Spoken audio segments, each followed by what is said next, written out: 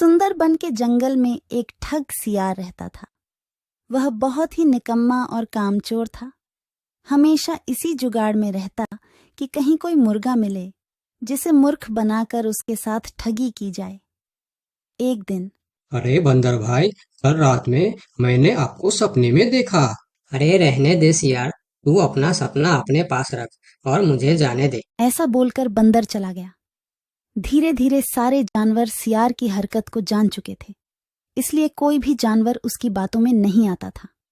अब सियार समझ चुका था कि इस जंगल में उसकी दाल नहीं गलने वाली, इसीलिए वह दूसरे जंगल जाने का निश्चय किया और अगले दिन सियार अपने जंगल को छोड़कर दूसरे जंगल के तरफ निकल पड़ा।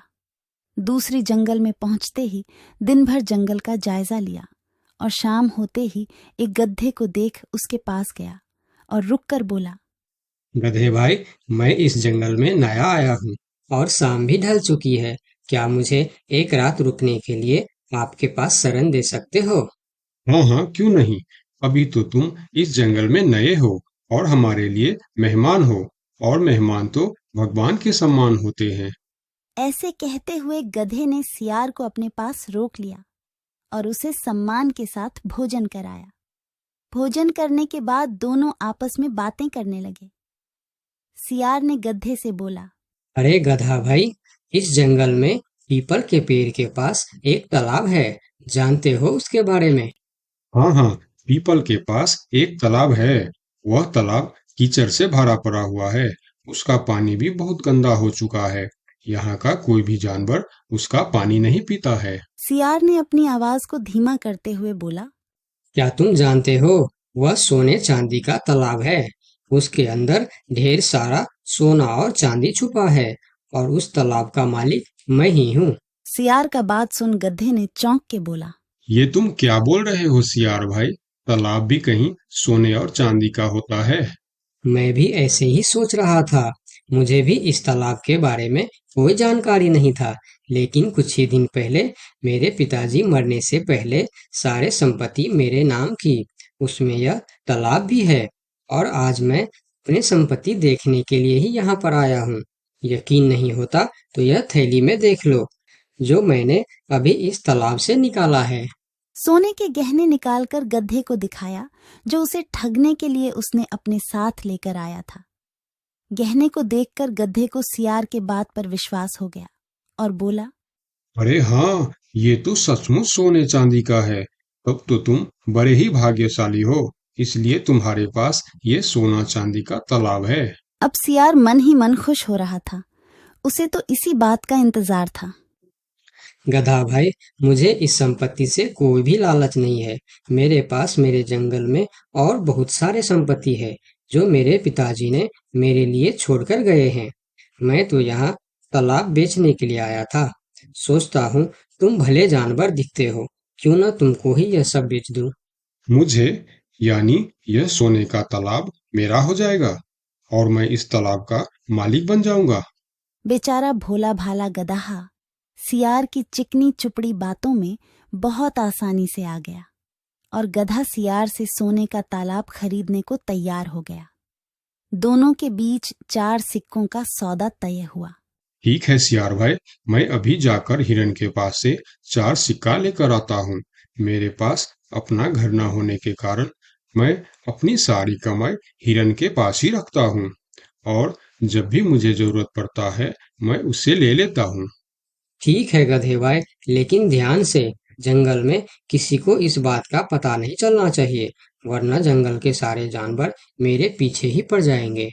ऐसा बोल सियार गधे को भेज देता है और गधा हिरण के पास जाकर अपना सिक्का मांगता है।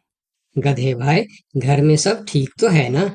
आज आपको अचानक से 4 सिक्कों का क्या जरूरत पड़ गया? अरे वह अपने जंगल में जो तालाब है ना, मैं उसे खरीद रहा हूँ। तालाब खरीद रहे हो? क्या करोगे तुम तालाब खरीद के? तालाब का तो पता नहीं, लेकिन उसमें जितना सोना चांदी है वह सब मेरा हो जाएगा। तालाब में सोना? ये तुम क्या बोल रहे हो भाई? मुझे तो कुछ भी समझ में नहीं आ रहा है। मुझे डर है कि तुम कहीं कोई परेशानी में ना आ जाओ। देखो, तुम मुझसे कुछ भी मत छुपाओ। क्या बात है? साफ साफ बताओ मुझे। हमारे जंगल में एक बहुत ही अमीर सियार आया है। ढेर सारी संपत्ति है उसके पास।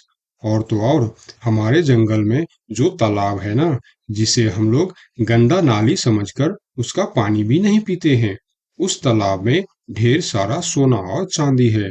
उसने तो मुझे उस तालाब से सोने का गहना भी निकाल कर दिखाया है। उसी तालाब को मैं खरीद रहा हूँ। हम दोनों के बीच 4 सिक्कों का सौदा हुआ है। मुझे तो वह सियार मूर्ख ही मालूम पड़ता है, जो इतने सस्ते में सोने का तालाब बेच रहा है। मूर्ख वो नहीं, मूर्ख तुम हो। भला तालाब भी कोई सोने चांदी का होता है? अरे गधा भाई, तालाब से पानी निकलता है, सोना नहीं। मैं भी ऐसे ही सोच रहा था, परंतु उसने मुझे सोने निकाल कर भी दिखाया। गधे भाई, मुझे वह कोई ठग मालूम पड़ रहा है, जो तुम्हारे आंखों में धूल झोंक कर तुम्हें झांसा दे रहा है। मैं एक तरकीब बताता हूँ, जिसे दूध का दूध और पानी का पानी हो जाएगा। कौन सा तरकीब हिरन भाई? तुम ऐसा करो, उस सियार से बोलो कि मेरा हिरन भाई ने कहा है कि लिखा पढ़ी होगा तभी मैं उसे 4 सिक्का दूंगा, और अगर बिना लिखा पढ़ी से ही काम हो जाता है तो मैं सिर्फ 1 ही सिक्का दूंगा। अगर वह तालाब सच में सोने की है तो वह लिखा पढ़ी जरूर करेगा, नहीं तो वह 1 सिक्के में ही मान जाएगा। हिरण की बात सुनकर गधा हाँ में सिर हिलाया और सिक्का लेकर सियार के पास पहुंचता। सियार भी गधे के आने के इंतजार में उतावला हो रहा था। गधा पहुंचते ही सियार से बोला, सियार भाई, मेरा हिरन भाई ने कहा है, यदि आप लिखा पढ़ी के लिए तैयार हो तो मैं आपको 4 सिक्का दूंगा, वरना बिना लिखा पढ़ी के आप 1 सिक्का ले लो और मुझे यह तालाब दे दो। सियार ठग किसी तरह से जल्दी करके सिक्का लेकर वहां से जाना चाहता था। वह बोला, अरे गधे भाई, तुम बड़े अच्छे और भले मालूम पड़ रहे हो, तुमसे क्या लिखा पढ़ी कराना। चलो, तुम 1 ही सिक्का दे दो। अब गधे को समझने को कुछ बचा ही नहीं था। गधे को समझ में आ गया कि सियार उसको ठगना चाहता है।